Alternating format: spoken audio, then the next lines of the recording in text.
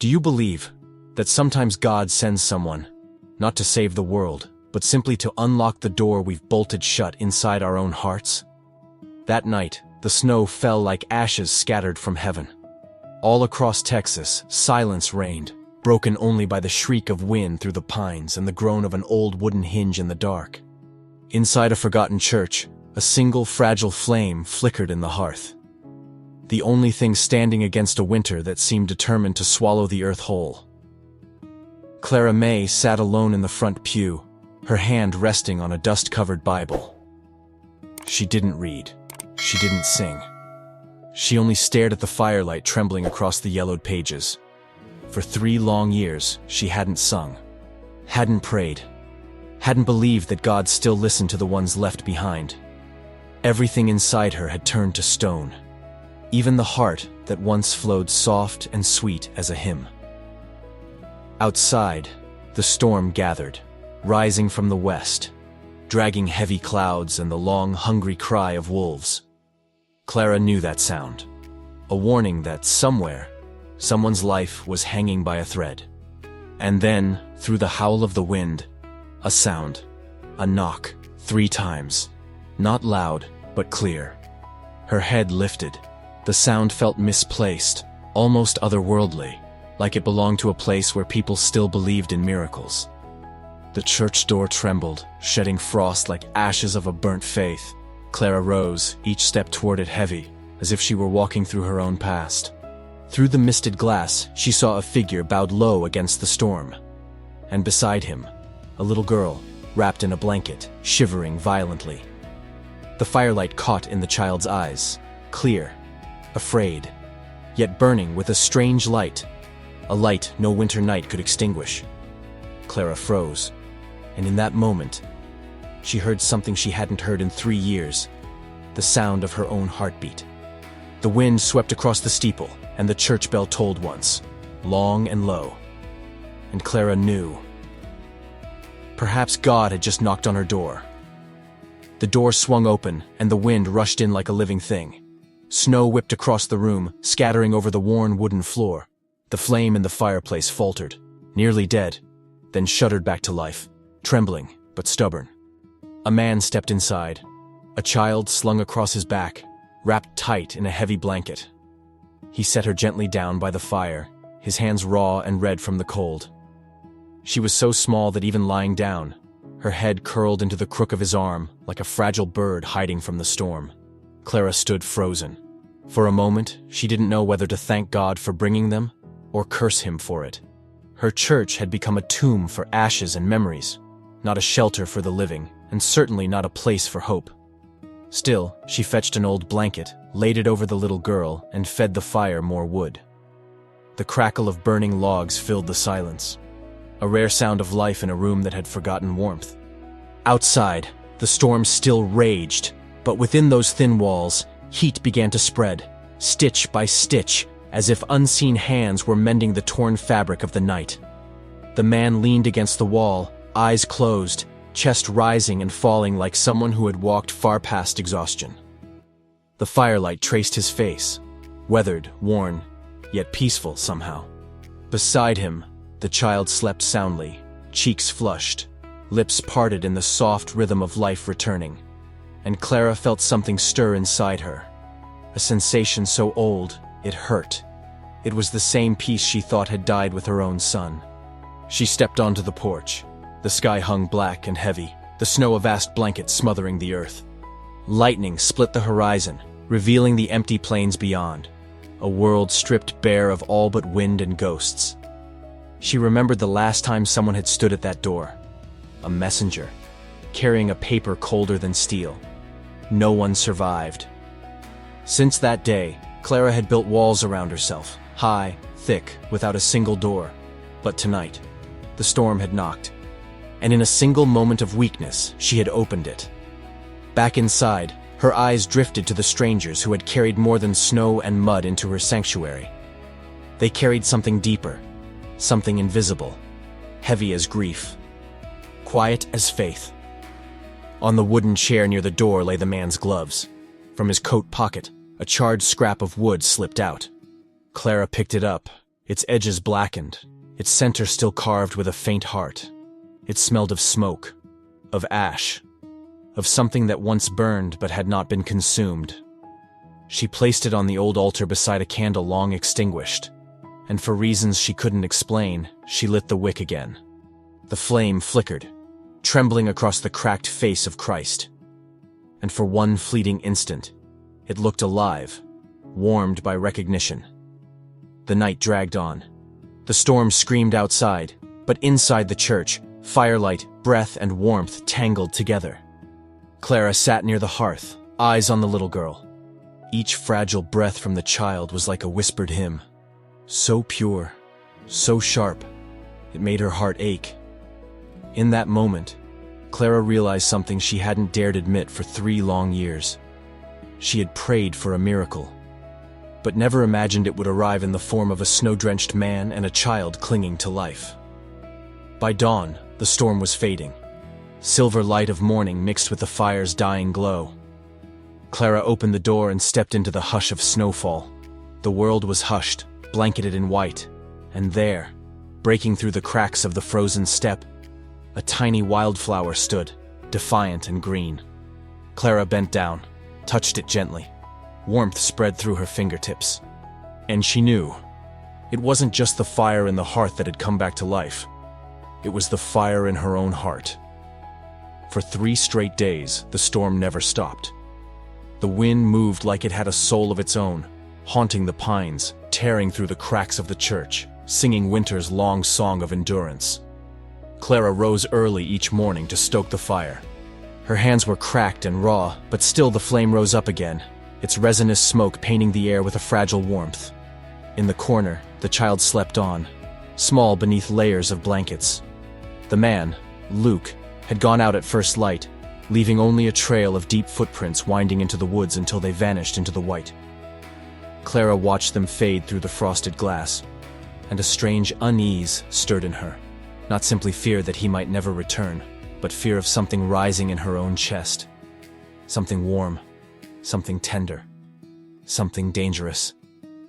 She went back to the bedside, pressed her palm to the girl's forehead. Fever, not raging but stubborn. Clara changed the cloth, smoothed damp hair away. And in that moment, the past came rushing back. The memory of another hand, smaller, weaker, once lying in hers, until it grew cold and silent forever. She bent close, breathing in the child's scent, smoke, snow, honey lingering from an old jar. Her heart clenched tight. 3 years had passed since she had let herself this close to innocence. Outside, the storm raged, burying the world. Inside, there was only firelight, breath, and a fragile pulse of hope. By dusk, the door burst open. Luke returned, clothes soaked through, coat frosted in snow. On his shoulder, a rabbit for food, a bundle of dry wood. He said nothing, only built the fire higher. Flames leapt bright across his weathered face, revealing cracks of wear and solitude carved deep in his skin. Clara handed him a dry blanket, then sat across from him. Neither spoke. Only the fire crackled, glowing against the broken statue of Christ that still managed to smile through its fractures. Luke ate almost nothing, only sipped warm water. His eyes lingered on the fire, as if it whispered to him in a language only he understood. Clara watched him, and in his gaze she saw something she once knew, lost so deep it had no words. Night fell.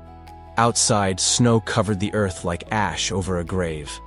Inside, Clara tended the flames while Luke sat against the wall, clutching his daughter's tiny hand in sleep. As the fire dimmed, she noticed his eyes open, the glow catching along his lashes.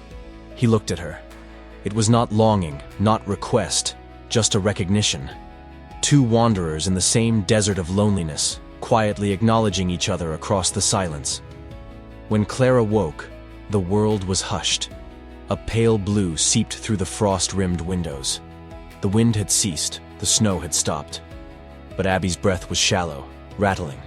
The fever had climbed. Clara boiled water, searched for herbs left in the bottom of an old drawer. The bitter smell filled the room. The child whimpered, clutching Clara's hand as though it tethered her to this world. Luke stirred awake and saw. He didn't speak, just sat down, bowed his head low.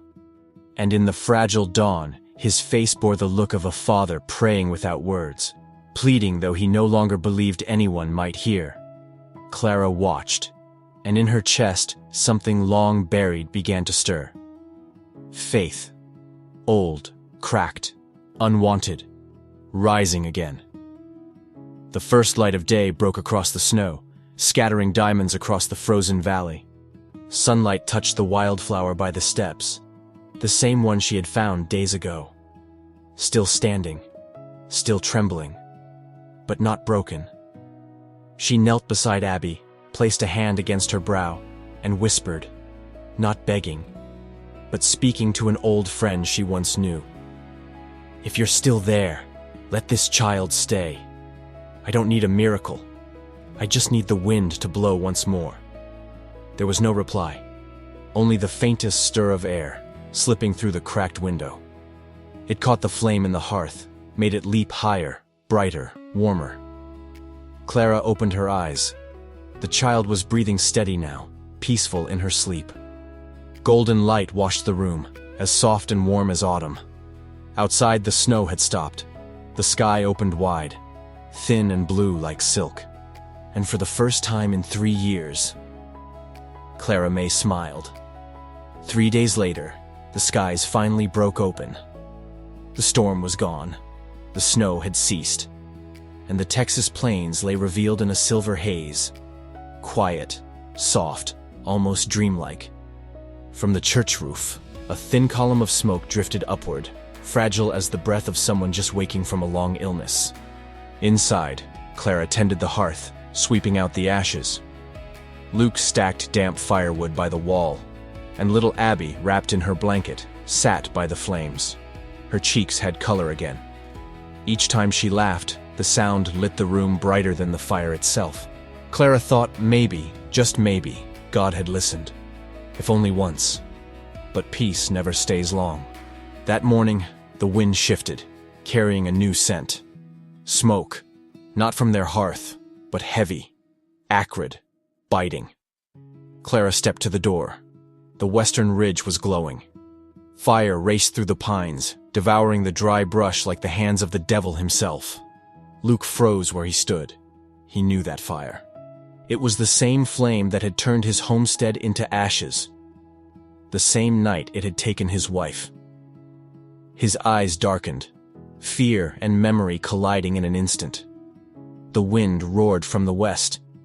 The fire leapt, surging down the ridge, racing straight toward the church. It came fast, wild, hungry. Clara stood on the porch. The blaze was less than half a mile away, spitting sparks like gunfire, smoke blackening the sky. Luke pulled Abby onto his horse, ready to flee. But Clara did not move. She stared at the old chapel, its sagging roof, its cracked walls, the splintered statue of Christ. This place had been her tomb, her prison, and her only sanctuary. If the fire came, it would burn everything she had left of her faith. And maybe that was how it was meant to be.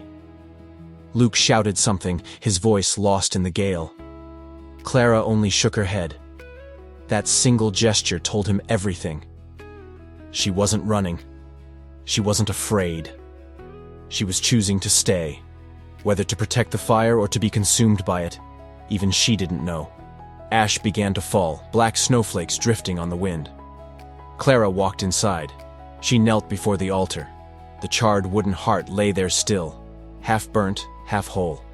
She placed her hand upon it and closed her eyes. No words, just silence. The silence of surrender. Then, hoofbeats. Luke had turned back. He rode through the smoke and stopped at the door, his face streaked with ash, his eyes blazing, not with fear, but with something fiercer. He lifted Abby down and placed her in Clara's arms. And the three of them sat together, huddled on the wooden floor, the light pouring in through the doorway, red, gold, furious. And then, the wind shifted, the fire bent north. Like an unseen hand had seized its reins, the blaze curved away, skirting the church by mere yards, before racing across the fields beyond. The little chapel stood untouched, wrapped in smoke but still standing. Clara opened her eyes. Through the glowing haze, she saw the wildflower on the steps, still alive, not burned, not broken, defiant. And she understood. The miracle wasn't that the fire had spared the church. The miracle was this moment. The moment she no longer feared losing everything. The moment she believed again. When the wind finally quieted, Luke sat back against the wall, Abby asleep in their arms. Above them, the sky turned blue once more, stretching wide and clean beyond the veil of smoke. Clara lifted her hands. They were cracked, blackened, dusted in ash, yet alive, still feeling. On her palms, the ashes settled lightly. But in her heart, the flame burned steady, gentle, bright. That evening, they stepped outside. The valley stretched before them, faint with smoke. The sun dipped low, washing the plains in warm, honey-colored light. Luke hoisted Abby onto the saddle. Clara turned back for one last look. The old church stood scarred and blackened, but unbroken, like an old soul who had endured the storm and could still smile. The wind stirred the tattered curtains, and for a fleeting moment, Clara thought she heard it, her own voice, singing a hymn she had sworn she'd never sing again. Not a song of mourning this time, but a song of thanks.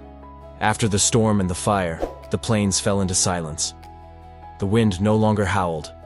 It only brushed the blackened grass, gentle now. Somewhere in the distance, a meadowlark sang, a small reminder that life had survived. At first light, the three of them left the chapel. The sun rose slowly over the eastern ridge. Their horse moved at a steady pace across the thawing fields, its shadow long upon the thin crust of snow. Abby leaned against her father's shoulder, her tiny hand holding fast to Clara's. No one spoke, but the silence no longer pressed heavy on their hearts. It was soft, calm, full of things that didn't need words. The road led them back to Carson Ranch. The fences had fallen. The barn sagged. The roof of the house was scarred by flame. Yet even in ruin, the land breathed, like earth after a rain, like ashes cooling after fire, like the first breath of something new. Clara was the first to dismount. Her boots sank into the damp soil. The air carried the scent of grass and smoke, half living, half dead, yet strangely whole. It was the same as her own heart. Luke stood beside her, staring at the skeleton of his house. There was nothing left to save. But there was nothing left to fear losing either. He bent down, scooped a handful of ash, and there, in the gray, a few specks glimmered. Maybe shards of glass, maybe just morning light. He let them go, carried away on the breeze.